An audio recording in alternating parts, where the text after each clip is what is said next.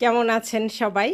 আজকে আমি আমার ঘর বাগানের পুঁই শাকগুলি তুলব এবং সেটাকে চিংড়ি মাছ দিয়ে রান্না করব। এই যে দেখেন, নতুন নতুন ব্রাঞ্চ বের হয়েছে। এগুলি কিন্তু যে আমি ঘরে যে নিয়ে এসেছিলাম, আপনারা যারা রেগুলার আমার ভিডিও দেখেন তারা অবশ্যই দেখতে পাবেন। দেখেন এই যে একটা ডালে কতগুলি নতুন ব্রাঞ্চ বের হয়েছে। আসলে এইগুলির কিছু ট্রিক আছে যেগুলি আর কি আমি কখনো কখনো আপনাদের সাথে শেয়ার করি। সব সময় যেটা করবেন, এই যে মাথাটা কেটে দেবেন। এই যে আমার প্রত্যেকটা পুঁই শাকের কিন্তু মাথা কাটা। এই যে দেখেন কতগুলি, এইগুলি কিন্তু সব আমার ঘরে নিয়ে আসার পরে এই ব্রাঞ্চগুলি হয়েছে। এই যে যতগুলি দেখেন, এই যে যত দেখেন সব কিন্তু আমার এগুলি নতুন ব্রাঞ্চ। এই যে এইটা থেকে এই যে এইটা দেখেন, এইটা থেকে এই যে এইটা বের হয়েছে। তো আমি আজকে যেটা করব, আমি এইগুলিকে আজকে কেটে নেব। যেহেতু এটার মধ্যে এখনো ফল আসে নাই, তাই আমি ওইগুলি কাটবো। আর যেগুলির মধ্যে ফল আসছে, এই যে দেখেন, এটা কিন্তু নতুন ব্রাঞ্চ হওয়ার পরে এই যে দেখেন এটা মানে বীজটা আসছে। এইটা আমি একটু ক্লোজ করে দেখাই। এইটা হচ্ছে মেইন ব্রাঞ্চ থেকে এই যে এইটা হচ্ছে আপনার নতুন ব্রাঞ্চ। এইখানে দেখেন পুঁই শাকের ফল আসছে এবং এই যে নতুন ব্রাঞ্চ এইখানে একটা আছে, এখানে ফল আসছে।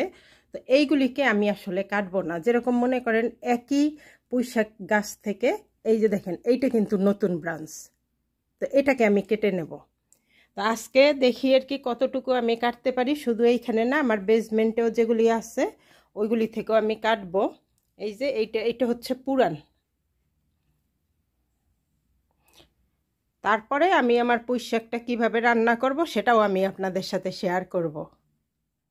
আসলে ভিডিও বড় হয়ে যাবে, এই জন্য আমি আগের ভিডিওগুলি দেখাচ্ছি না। আমি যেটা এখন দেখাচ্ছি, যে যা ডাটাগুলি ওইগুলিকে আমি আলাদা একটু হলুদ আর লবণ দিয়ে সিদ্ধ করে নিচ্ছি। না হলে যেটা হয় যে পরবর্তীতে অসুবিধা, মানে আর কি সিদ্ধ হয় না যখন শাকগুলি দিব।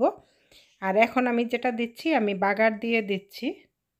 আসলে এক একজনের রান্নার স্টাইল এক এক ধরনের। তো আমি যেটা করি, শাক কোনো সময় আমি পেঁয়াজ রসুন এগুলি আগে দিয়ে পরে রান্না করি না, আমি বাগার দিই সব সময়। আর যখনই আমি শাক জাতীয় জিনিস রান্না করি তার মধ্যে রসুনটা একটু বেশি দিতে চেষ্টা করি। রসুনটা যখন একটু ব্রাউন হয় তখন আমি পেঁয়াজগুলি দেই। আর পেঁয়াজগুলি দেওয়ার পরে এখন যখন একটু ব্রাউন হয়েছে, এখন দিয়ে দেব আমি শুকনা মরিচ ভাঙা, যেটা আর কি ক্র্যাশ করা, ওটা দিয়ে দেই। এটা সবগুলিতে যে দেই তা না, কিছু কিছু ক্ষেত্রে দেই, কখনো কখনো দেই, কখনো কখনো দেই না, এটা স্কিপ করি। তো এখানে একটু মাঝখানে দিয়ে একটু ভেজে নিচ্ছি, তাহলে গন্ধটা মানে অসাধারণ ঘ্রাণ আসে। গুলো উপকরণ যখন সুন্দর এরকম একটা ব্রাউন কালার আসবে, তখন তার মধ্যে আমি দিয়ে দিচ্ছি চিংড়ি।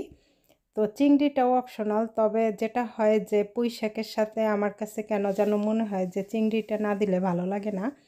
আর এগুলি হচ্ছে আপনার ডাটাগুলি আগে সিদ্ধ করে পরে আমি পুঁই শাকটা, যখন ডাটাটা একটু নরম হয়েছে তারপরে আমি পুঁই শাক দিয়ে কিছু সময় জাল দেওয়ার পরে যখন দেখছি একটু নরম হয়েছে, তো বাগারের সময় যখন হয়ে গেছে তখন আমি এই প্রসেসটা করছি।